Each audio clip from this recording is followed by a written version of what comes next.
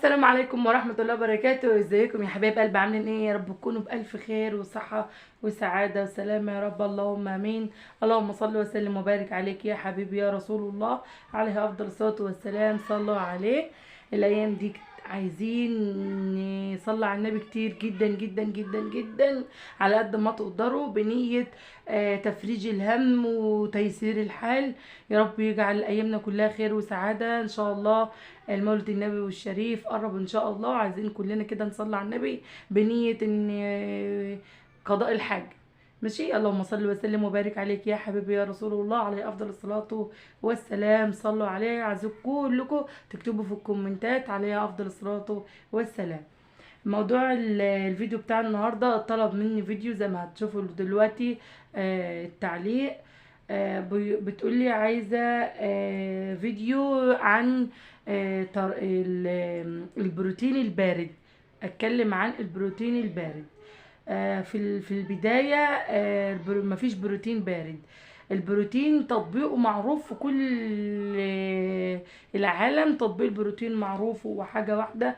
البروتين ما بيبقاش الا اللي هي بالبيبيليس، اللي هي بالمكوى، شغله بالمكوى فقط لا غير.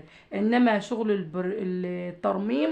الترميم بس هو اللي شغله بيبقى على البارد وبالبيبيليس اللي هي المكوى. ده في البداية عشان نكون احنا فاهمين ويكون كل حاجة واضحة قدام حضراتكم. الفرد الايطالي حضراتكم كلكم حبتوه، والنتيجة بتاعته انتوا حبتوها ونالت اعجابكم، وفعلا هو حلو ويستاهل ان انتوا كلكم تشجعوه او تحبوه. احنا بنكو برضو فيه، واللي هو يعتبر برضو هو الفرد على البارد، اللي هو الفرد الايطالي ده فرد على البارد، ولكن البروتين يعني فرد بالمكو. معروف ان البروتين فرد بالمكو. هنيجي بقى هنا للترميم اللي عشان نعمله على البارد. لو هنتكلم على البارد يبقى نتكلم على الترميم. ده هو اللي نقدر نتكلم فيه، شغل بارد على البارد او شغل بالبيبيليز، والطريقتين بيجيبوا نتيجة زي بعض. هنا شايفين اللي هو كريم اللي هو الترميم ده. كريم الترميم ده حضراتكم ممكن تجيبوه وتستخدموه في البيت بالطريقة اللي انتم ممكن هتغسلوا شعركم بطريقة 100% يبقى نضيف، مفيش فيه اي نسبة دهون. وبعد كده ينشف برضو 100%، يبقى نشف من المية. وبعد كده هتدهنوا الشعراية خصلة خصلة من الترميم ده. اهو الاسم اهو. وبعد كده بتحطوا البروكاب اهو.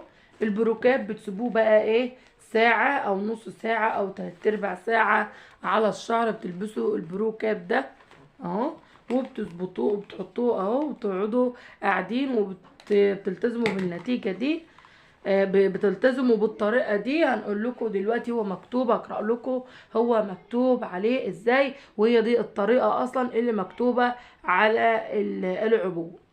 يستخدم كمية قليلة من ديمورا لترميم الشعر، ويفرد ديمورا على الشعر من الجذور الى الاطراف، ثم يلطف الشعر ويترك يعني يلطف يعني يلف، قصدي عفوا يلف الشعر. يعني انت تلف شعرك اللي هي اللفة الطاقية اللي حضراتكم كلكم عارفين، ان انت بتحط كمية قليلة من الديمورا لترميم الشعر. وبعد كده بيفرد ديمورا على الشعر من الجذور الى الاطراف، زي ما قلت لكم خصله خصله تجيبيها كده من اول للاخر. ثم بعد كده تلفي الشعر ويترك لمدة من 4 إلى 8 ساعات. من 4 ل8 ساعات زي ما قلت لكم كده. انا كنت بقول لكم 3/4 ساعة ايوه، ولكن هو يعني كل حاجة ولها طريقة. دي في 3/4 ساعة دي بقى ما يكون حمام كريم او حمام زيت، انما دي من 4 إلى 8 ساعات طوال فترة النوم. ثم يغسل بالشامبو والماء جيدا او يستعمل كدهان يومي. يعني انت ممكن تستخدميه كدهان يومي للشعر، وممكن انت تستخدميه تحطيه تلفيه، تلف شعرك تحطيه زي ما احنا قلنا كده، توزعيه على الشعر كله وتسيبيه من 4 ل 8 ساعات على الفترة دي، وبعد كده تغسليه. او يمكن استخدامه مع البروتين ليعطي نتائج فرد زائد ترميم. هنستنى على النقطة دي، هنتكلم أول في النقطة اللي هي على البارد، اللي هو شغله على البارد. زي ما قلت لكم انتوا ممكن هتغسلوا شعركم كويس قوي قوي قوي من الدهون، وهتسيبوه ينشف، وبعد كده هتستخدميه بالطريقتين. الطريقة الأولانية اللي أنا بتكلم عليها دي اللي هو الترميم على البارد بطريقة واحد. وبعد كده بعد ما الشعر ينشف هتبتدي تدهني من أول الخصلة لآخرها. وبعد كده لما تنتهي من عملية التوزيع على الشعر كله، بتلف الشعر من 4 ل 8 ساعات، وبتلبسي يا البروكاب يا بتلبسيه وتلبسي عليه كيس بالليل وانت نايمة، يبقى يعتبر طول الليل. تمام؟ يعني من اللي ما عندوش البروكاب ما توقفيش الطريقة، وتقدري ان انت تستخدميه تلفيه، تلف شعرك بالترميم ده، وطول الليل بقى تلبسي عليه كيس، والصبح تقومي تغسليه عادي، مفيش اي مشكلة.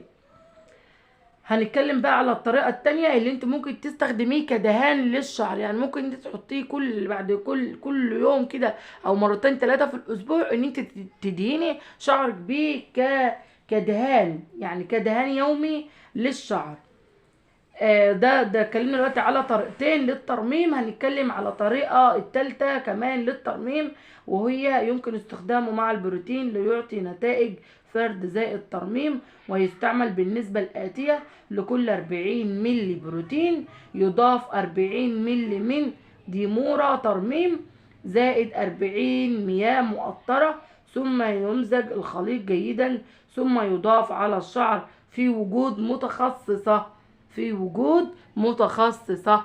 على اساس ايه؟ على اساس اللي انت هتستخدمه برضو البيبي واللي انت يعني ايه الحكايه دي عايزه متخصصه عشان تعرف تحط بالنسب اللي هي النسب المطلوبه، والشعر ما يبوظش. لان انت لو استخدمت البيبي فلازم تعرف انت بتحط ايه على الشعرايه وايه نوع الشعرايه، لان كل شعرايه ليها حاجه مش زي التاني. ما ينفعش ان انا اقول ان كل الشعر اطبق عليه فكرة واحدة بس، ولكن كل شعرايه ليها نظام وليها طريقة فرد او طريقة علاج.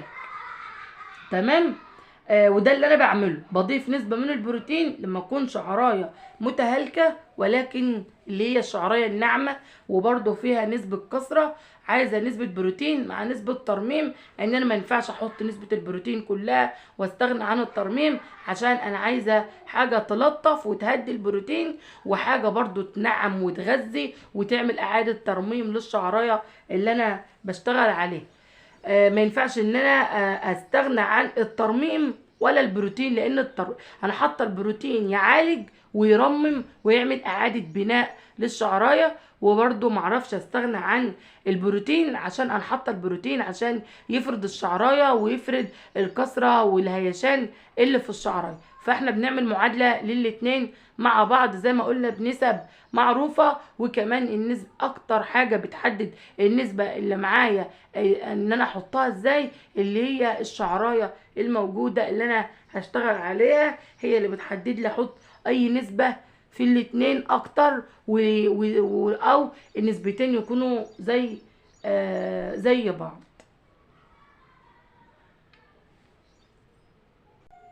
فكمان بنتحكم زي ما بنتحكم في نسبة البروتين ونسبة الترميم، برضو بتحكم في اللي هي درجة الحرارة بتاع المكوى. برضو بتحكم في درجة الحرارة بتاع المكوى، وازاي بتديني نتيجة حلوة، وازاي ما تكونش درجة الحرارة اعلى من النسبة المطلوبة للشعراية، عشان كل شعراية برضو وليها درجة حرارة برضو مطلوبة ليها. ما ينفعش ان انا اعلي المكوى قوي ولا اللي انا ابطئ المكوى قوي. فهي كل حاجة وليها حاجة. يا ريت قبل ما تروحوا لاي حد يا ريت ان انتوا تفهموا وتعرفوا، وتروحوا لحد يكون فاهم او يكون متخصص، ومش متخصص بس يكون عنده ضمير في شغله. عشان بجد الواحد بيسمع عن حاجات كتير في البروتين، او ناس كتير بيحصل لها حاجات في شعرها.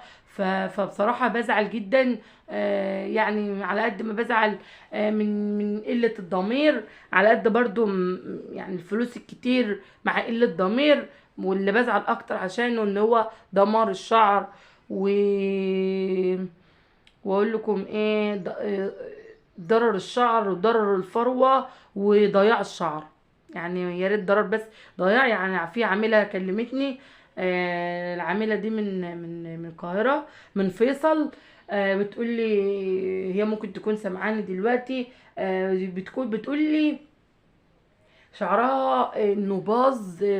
يعني راحت تعمله بروتين قبل الفرح على طول، زي اي عروسه ما بتروح اللي هي عايزه تظبط شعرها قبل الفرح وكده. وهو زينة البنت شعرها طبعا، وراحة دفعت مبلغ محترم وراحت لكوافيرة برضو وعملت شعرها. فوجئت ان شعرها كله وقع وبقى قد كده. وبتقول لي حلقت شعري بقى زي الولاد، يعني بقى شعرها زي شعر زوجها. وكانت طبعا يعني داخله على فرح، وكانت هي اصلا بقى عروسه. وتخيلوا بقى ما تكون انت شعرك وراح تعمليه عشان تفرحي بيه وتزيني بيه او تتمتعي بيه ويغير من نفس حالتك النفسيه، اللي هو الحاله تسوء وتتقلب عكس ما هي كانت متوقعة، او عكس ان هي كانت منتظرة. وبقى شعرها زي شعر الصبيان او شعر الولاد او شعر زوجها. فبقى حلقته وبقت حالتها النفسية زفت، ودفعت فلوس كتير. وطبعا بقت كانت عايزة تروح تشكل مع الكوافيرة دي. ويعني ايه، الموضوع قلب عكس خالص. في يا ريت تعرفوا انتوا رايحين تعملوا ايه الاول قبل ما تروحوا. يبقى في اختبار حساسية، في اختبار للشعراية، في كل حاجة قبل تدرسوها قبل ما تشتغلي البروتين. ولازم تمسكي المواد اللي هتتحط على شعرك وتعرفيها كويس قبل ما تتحط على شعرك. ما ان هي ما تحطلكيش حاجه انت ما تعرفهاش، او حاجه انت لازم تفهمي قبل ما تروحي. ولازم تبقي فاهمه انت رايحه تعملي ايه، عشان النهارده ما عادش فيه ضمير، وما عادش فيه اللي هو كله بقى موضوع تجاره فلوس وخلاص. فان شاء الله يا رب اشوفكم كده احسن ناس. ويا رب يكون المعلومه بتاعتي تكون وصلتكم بكل سهوله. وطبعا زي ما انتم متعودين مني، انا في انتظار كل اسئلتكم وكل تعليقاتكم الحلوه اللي برد عليها بكل ضمير والله، وعلى قد ما اقدر. يا رب تكون معلوماتي كلها بتوصل لكم وبتكونوا تقدروا ان انتوا تستفيدوا منها وتطبقوها في حياتكم. ويا رب تكون ويا رب تجيب معاكم نتيجه برضو، النتيجه المطلوبه والنتيجه الحلوه. ربنا يديني ويدينا على قد نيتكم يا رب، اللهم امين.